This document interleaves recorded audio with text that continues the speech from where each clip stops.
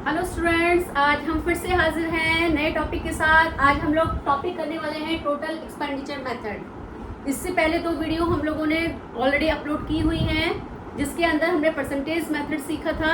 अगर आप लोगों को ध्यान हो कि परसेंटेज मेथड को कैसे कैलकुलेट करते हैं, उसे लगाना सीखा था। डिस्क्रिप्शन बॉक्स में दोनों ही वीडियोज़ के लिंक दिए हुए हैं, पहले आप उन्हें देखेंगे, उसके बाद हम टोटल एक्सपेंडिचर के बारे में डिस्कशन करने जा रहे हैं। क्या है टोटल एक्सपेंडिचर? क्या चीज शो करता है? टोटल एक्सपेंडिचर शो करता है प्राइस और टोटल एक्सपेंडिचर के बीच में रिलेशनशिप को। टोटल एक्सपेंडिचर को निकालने का फॉर्मूला क्या है?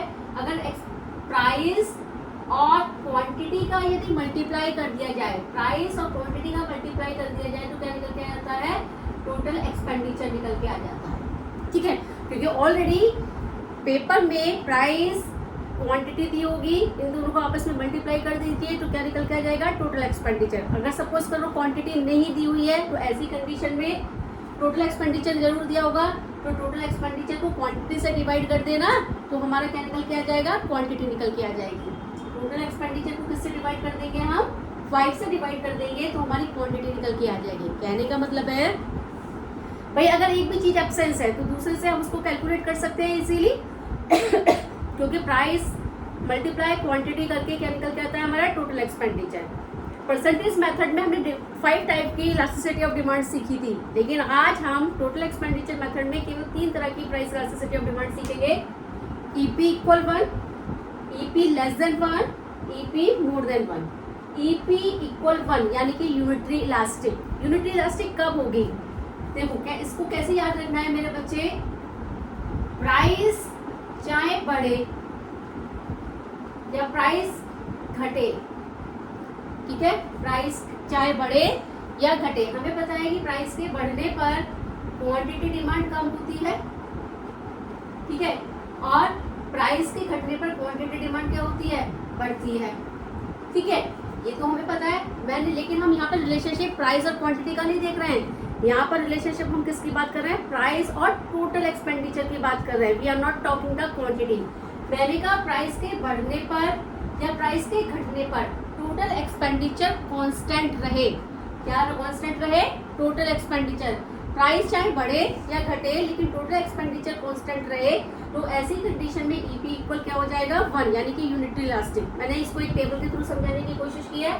प्राइस दिया हुआ है 5, तो क्वांटिटी हो गई हमारी 100, दूसरा प्राइस दिया हुआ है 4, क्वांटिटी दी हुई है 125। हमें पता है कि प्राइस घटता है तो क्वांटिटी डिमांड क्या हो जाती है? बढ़ जाती है।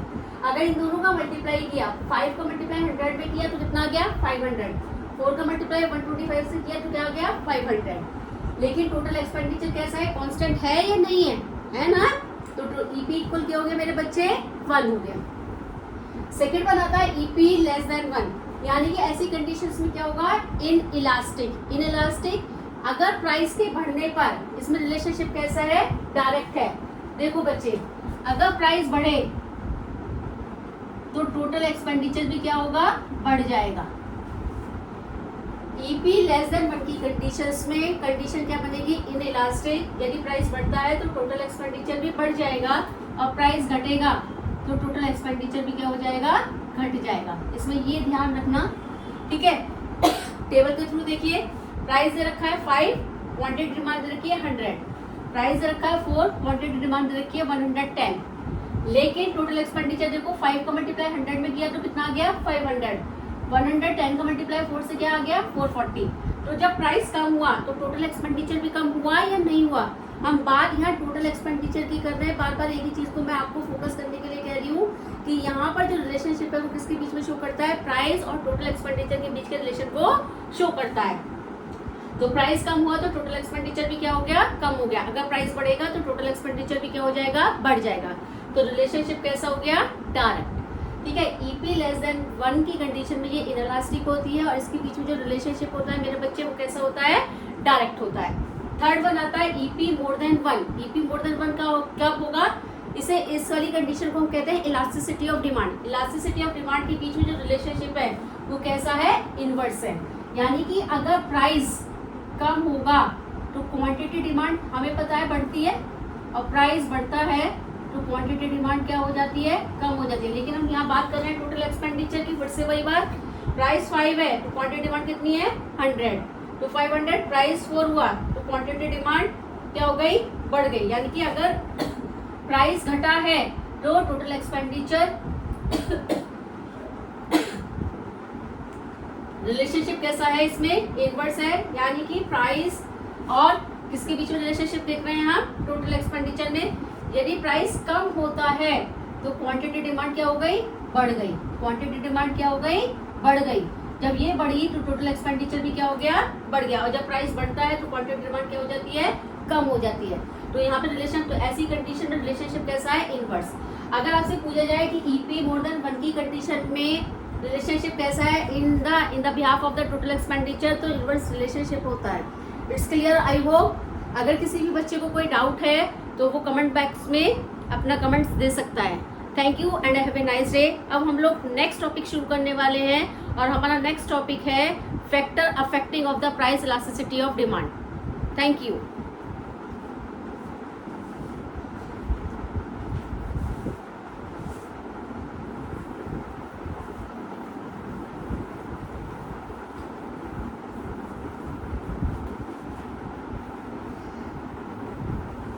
नेक्स्ट टॉपिक है factor affecting of the price elasticity of demand. Factor affecting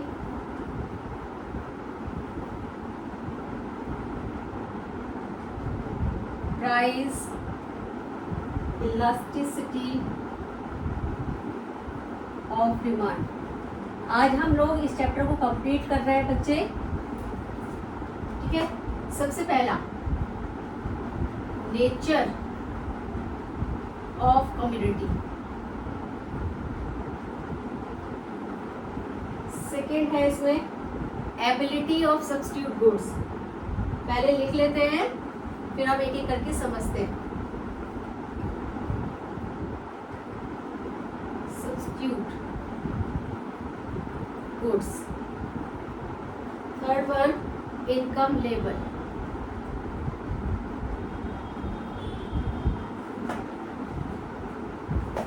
fourth level of price,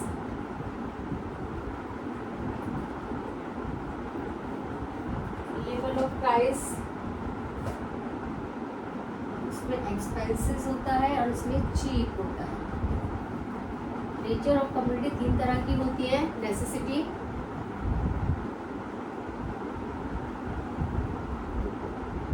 comfort और लग्जरी।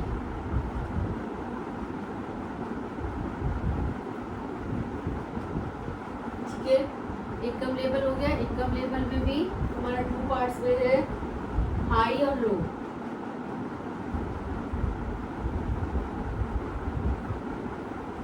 उसके बाद फिफ्थ हो गया हमारा पोस्टमेंट लॉ। चल रहे 4 समझते हैं। नेचर ऑफ कमोडिटी, पहले हम लोग इसके बारे में डिस्कशन करते हैं। Factor affecting of the price elasticity में टोटल 6 दिए हुए हैं। अभी बोर्ड पे स्पेस न होने की वजह से हम लोगों ने 4 राइट डाउन करे हुए हैं। एक एक करके समझते हैं।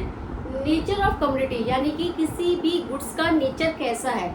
हमारी गुड्स को 3 पार्ट्स में डिवाइड कर सकते हैं, नेसेसिटी गुड्स, कंफर्ट गुड्स और लग्जरी गुड्स। जैसे नेसेसिटी गुड्स का मतलब है, मान लीजिए कोई पेशेंट है, उसे दवाई की रिक्वायरमेंट है, ठीक है, तो उस दवाई के दाम चाहे कितने भी बढ़ जाए या कितने भी बढ़ जाए, लेकिन पेशेंट को दवाई तो चाहिए ही चाहिए। नहीं तो पेशेंट जो है, अभी एक एग्जांपल लाइव लेते हैं। जैसे कि कोविड आया था, कोविड के ड्यूरेशंस में जो ऑक्सीजन सिलेंडर की कॉस्ट थी वो बहुत ज़्यादा हाई हो गई थी और बहुत ज़्यादा हाई प्राइस पे वो मार्केट में सेल हुआ था। लेकिन अपने पेशेंट को बचाने के लिए, अपने फैमिली मेम्बर को बचाने के लिए वो हाई प्राइस पर भी हमारा ऑक्सीजन सिलेंडर परचेज किया गया था या नहीं, क्योंकि उसका जीवन ऑक्सीजन सिलेंडर पर बेस कर रहा था। अगर वो ऑक्सीजन सिलेंडर परचेज नहीं करते तो वो बंदा कहीं ना कहीं मर जाता, ठीक है। दवाइयाँ भी रिक्वायरमेंट थी।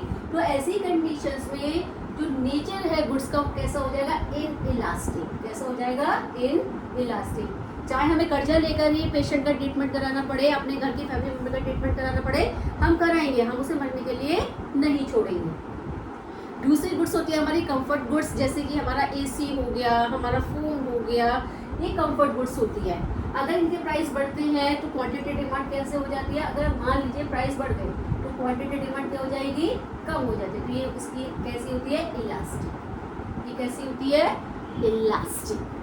लग्जरी गुड्स, लग्जरी गुड्स की बात करते हैं। लग्जरी गुड्स में जैसे कि बड़ी बड़ी कार्स हो गई, आईफोन हो गए, भाई सब लोग तो अफोर्ड नहीं कर सकते हैं ना, लेकिन अगर इन लग्जरी गुड्स के प्राइस कम हो जाए, अगर इन लग्जरी गुड्स के प्राइस क्या हो जाए, कम हो जाए, तो डिमांड ऑटोमेटिकली क्या हो जाएगी, हाई हो जाएगी। चलो यार हम भी खरीद लेते हैं, आज आईफोन 5,000 रुपये में मिल रहा है तो हम भी परचेज कर लेते हैं, है या नहीं, तो करेंगे ना। तो ऐसी कंडीशन से इनकी डिमांड कैसी होती है, इलास्टिक, यानी कि हाई इलास्टिक या मोर इलास्टिक। इलास्टिक तो होगी लेकिन साथ ही साथ मोर elastic. It's clear. Second one आता है ability of the goods. Ability of the goods, ability का मतलब है यदि किसी गुड्स का सब्स्टिट्यूट अवेलेबल है। सब्स्टिट्यूट का है जैसे कि टी और कॉफी, हम लोगों ने डिस्कशन किया था लॉ ऑफ डिमांड वाले चैप्टर में। टी और कॉफी कह लो, पेप्सी या कोक कह लो, यानी कि कोई भी उसका सब्स्टिट्यूट अवेलेबल होना, ठीक है। मान लीजिए पेप्सी और कोक लेते हैं, पेप्सी या कोक। अगर पेप्सी के प्राइस बढ़ जाए, यदि पेप्सी के प्राइस बढ़ जाए तो लोग क्या कहाँ पर शिफ्ट हो जाएंगे, कोक पर शिफ्ट हो जाएंगे। यार पेप्सी जो 10 रुपए की आती थी आज 70 रुपए की आ रही है, क्यों ना, चलो छोड़ो ना यार, टेस्ट जरा बहुत ही तो फर्क होगा, तो क्यों ना कोक पीना शुरू कर देते हैं। तो ऐसी कंडीशंस में लोग कहाँ पर शिफ्ट हो जाएंगे, कोक पर शिफ्ट हो जाएंगे। यदि मार्केट में किसी गुड्स का सब्स्टिट्यूट अवेलेबल है, जैसे मैं ब्लैक मार्केट से लिख रही हूँ, ठीक है। अब ब्लैक मार्केट की वैल्यू आज क्या है, 90 रुपीज़ का ब्लैक मार्कर हो गया, और लेकिन ब्लू मार्कर जो है वो 20 रुपीज़ का है। तो मैं उसका सब्स्टिट्यूट अवेलेबल है मार्कर का, ब्लैक और ब्लू, तो उसका सब्स्टिट्यूट जब अवेलेबल है तो मैं कहूँगी पढ़ाना ही तो है, बोर्ड पे बच्चों को देखना ही तो चाहिए। तो ऐसी कंडीशंस में क्योंकि सब्स्टिट्यूट अवेलेबल है तो मैं ब्लैक मार्कर की जगह किस पे शिफ्ट हो गई, ब्लू मार्कर पे शिफ्ट हो गई। यदि मार्केट में किसी चीज़ का सब्स्टिट्यूट अवेलेबल है तो हमारी जो डिमांड है वो कैसी होगी, इलास्टिक। कैसी होगी, इलास्टिक। यदि मार्केट में किसी चीज़ का सब्स्टिट्यूट अवेलेबल नहीं है तो डिमांड कैसी होगी, in elastic. It's clear. Income level, income level, income किसकी होती है, कंज्यूमर की, जो कमाता है उसी की इनकम होती है, और किसी की तो इनकम होगी नहीं। यदि इनकम लेवल हाई है, यदि इनकम लेवल हाई है, यानी कि बहुत ज़्यादा कमा रहे हैं, इनकम का कोई, जैसे बड़े बड़े बिजनेसमैन होते हैं भाई, उनके पास इनकम की कोई कमी नहीं है, पैसे की कोई कमी नहीं है, तो किसी भी गुड्स को जब चाहे वो खरीद सकते हैं, उस पर उन पर कोई फर्क नहीं पड़ेगा, चाहे प्राइस हाई हो जाए, चाहे अगर प्राइस हाई हो जाए, लेकिन इनकी क्वांटिटी डिमांड जो रहती है वो कैसी रहती है, कांस्टेंट रहती है, उन पर कोई फर्क नहीं पड़ने वाला है। लेकिन यदि किसी बंदे की इनकम लिमिटेड है भैया, लो है, तो उस पर प्राइस का बहुत ज़्यादा इम्पैक्ट पड़ता है। यानी कि ऐसी कंडीशन में डिमांड कैसी रहेगी, अगर इनकम लेवल हाई है तो इन इलास्टिक। कैसी रहेगी, इन इलास्टिक।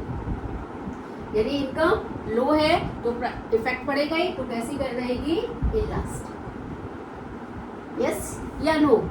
फिर level of price, level of price के अंदर यदि किसी गुड्स के प्राइस बहुत ज़्यादा एक्सपेंसेस हैं, जिसे हर बंदा अफोर्ड नहीं कर सकता है, यानी कि यदि कोई गुड्स बहुत ज़्यादा महंगी है तो उसे हर बंदा अफोर्ड नहीं कर पाएगा, सभी तरह के लोग हैं, तो ऐसी कंडीशंस में इसकी जो डिमांड होगी, इसका जो डिमांड होगी वो कैसी होगी, इन इलास्टिक। कैसी होगी, इन इलास्टिक। अगर किसी गुड्स के प्राइस लो है, चीप है, कम है, सस्ता है, तो उसकी डिमांड कैसी होगी, इलास्टिक, क्योंकि उसे हर बंदा क्या कर सकता है मेरे बच्चे, अफोर्ड कर सकता है। चारों क्लियर हुए, यहाँ तक किसी को तो कोई डाउट है। नेचर ऑफ कम्युनिटी में 3 तरह की गुड्स है, नेसेसिटी, कंफर्ट और लग्जरी। नेसेसिटी की जो डिमांड होती है वो कैसी होती है, इनइलास्टिक। कंफर्ट की कैसी होती है, इलास्टिक। लग्जरी की कैसी होती है, मोर elastic. Ability of the substitute, यदि मार्केट में किसी चीज़ का सब्स्टिट्यूट अवेलेबल है तो ऐसी कंडीशंस में जो डिमांड होगी वो कैसी होगी, इलास्टिक। यदि मार्केट में सब्स्टिट्यूट अवेलेबल नहीं है तो कैसी होगी, इनइलास्टिक। यदि इनकम लेवल हाई है तो कैसी होगी डिमांड, इन इलास्टिक, क्योंकि किसी भी गुड्स के प्राइस कितने भी बढ़ जाए हम पे कोई फर्क नहीं पड़ने वाला। हमसे मतलब है जिनका इनकम लेवल हाई है, जिनका इनकम लेवल ज़्यादा है। लेकिन यदि इनकम लेवल कम है तो उस पर प्राइस का इम्पैक्ट पड़ता है, डिमांड बढ़ती है और घटती है, तो ऐसी कंडीशन में कैसी होगी, elastic. Level of price, level यदि किसी गुड्स का प्राइस बहुत ज़्यादा एक्सपेंसिव है, केवल कुछ ही बंदे उसको अफोर्ड कर सकते हैं, तो कैसी होगी, इनइलास्टिक। और यदि किसी गुड्स का प्राइस चीप है तो हर बंदा उसको क्या कर सकता है, अफोर्ड कर सकता है। It's clear? यस या नो? चारों क्लियर हो गए? फिर आता है हमारा पोस्टमेंट लॉ। पोस्टमेंट लॉ किसे कहते हैं? इसे इरेज करते हैं पहले, उसके बाद हम लोग डिस्कशन करते हैं पोस्टमेंट लॉ।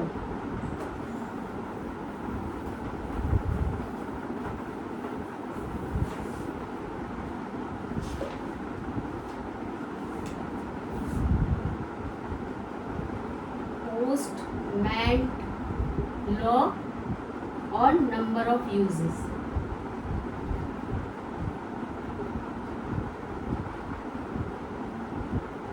ठीक है, पोस्टमेंट का मतलब होता है जिसे हम फ्यूचर के लिए पोस्टपोन कर सकते हैं। जैसे कि फॉर एग्जांपल, मैं अपना एग्जांपल लेके बताती हूँ। मान लीजिए मुझे किसी पार्टी के अंदर जाना है और मेरे पास कोई ड्रेस पहनने के लिए नहीं है, ठीक है, तो और जो पार्टी है वो आज से 1 हफ्ते बाद या 10 दिन बाद है, तो मैं कहूँगी कि यार मेरे पास ड्रेस तो है नहीं और मुझे 1 हफ्ते बाद पार्टी में जाना है, तो ऐसी कंडीशंस में क्या होगा मेरे बच्चे? मैं कहूँगी चलो अभी 10 दिन है और इसकी वैल्यू बहुत ज़्यादा है, चलो हम 1-2 दिन पहले खरीद लेंगे, हो सकता है कि मार्केट में और भी ज़्यादा वैरायटी आ जाए ड्रेसेस की, तो जिसे मैं फ्यूचर के लिए पोस्टपोन कर सकूँ, जिसे मैं फ्यूचर के लिए पोस्टपोन कर सकूँ, उसकी डिमांड कैसी होगी? इलास्टिक। कैसी होगी? इलास्टिक। और जिसे मान लीजिए मुझे आज ही जाना है और मुझसे ड्रेसेस है नहीं कुछ, तो ऐसी कंडीशन में मुझे आज ही जाना है और अभी मुझे ड्रेस चाहिए जिसे मैं फ्यूचर के लिए पोस्टपोन नहीं कर सकती हूँ, तो कैसी होगी? इलास्टिक। ठीक है। नंबर ऑफ यूजेस, यदि किसी गुड्स को यूज करने वाले बहुत ज्यादा है, मोर और लेस, मोर और लेस, यदि किसी गुड्स को यूज करने वाले ज्यादा हैं तो डिमांड कैसी होगी? इलास्टिक। और यदि किसी गुड्स को यूज करने वाले कम है तो कैसी होगी? इनइलास्टिक। अब आपको मैम समझ में नहीं आया, इसको एक बार फिर से समझाइए, मुझे पता है, ठीक है। तो उन्होंने कहा यदि किसी गुड्स को यूज करने वाले बहुत ज़्यादा होते हैं तो डिमांड बढ़ती घटती रहती है। डेफिनेट सी बात है, डिमांड किसी चीज़ को यूज करने वाले, जैसे एग्जाम्पल लेते हैं, जैसे कि फॉर एग्जाम्पल के लिए मिल्क मान लीजिए सस्ता हो गया, मिल्क के प्राइस जो है कम हो गए, तो क्वांटिटी डिमांड जो है वो बढ़ जाएगी मिल्क की। आज दूध 65 या 70 रुपए किलो बिक रहा है, मान लीजिए अगर दूध 40 रुपए किलो हो जाए तो हम उस 40 रुपए किलो के दूध में अपने घर में ही दूध को बढ़ाकर उससे दूध दही भी जमा लेंगे, हम उससे घी भी बना लेंगे, उससे हम छाछ भी बना लेंगे, मतलब डिफरेंट यूजेस करके उस चीज़ों को बना सकते हैं ना। पर यदि किसी चीज़ की गुड्स जो हमें बाहर से परचेज करनी पड़ रही थी और हम घर में ही ज़्यादा से ज़्यादा उसका यूज़ कर रहे हैं, तो कैसी हो जाएगी? इलास्टिक। लेकिन यदि दूध की वैल्यू और भी ज़्यादा बढ़ जाए, 70 से 150 रुपये किलो हो जाए, तो ऐसी कंडीशन में नंबर ऑफ यूजेस कैसे हो जाएंगे? कम हो जाएंगे। जब नंबर ऑफ यूजेस कम हो जाएंगे तो डिमांड कैसी हो जाएगी मेरे बच्चे? Inelastic. I hope you understand this topic. आज हम लोगों ने प्राइस इलास्टिसिटी ऑफ डिमांड पूरी तरह से कंप्लीट कर दिया है। अगर किसी भी बच्चे को कोई डाउट हो तो कमेंट बॉक्स में अपना कमेंट्स शेयर कर सकता है। आई होप कि आपको सारी चीज़ें क्लियर हुई होंगी। Thank you.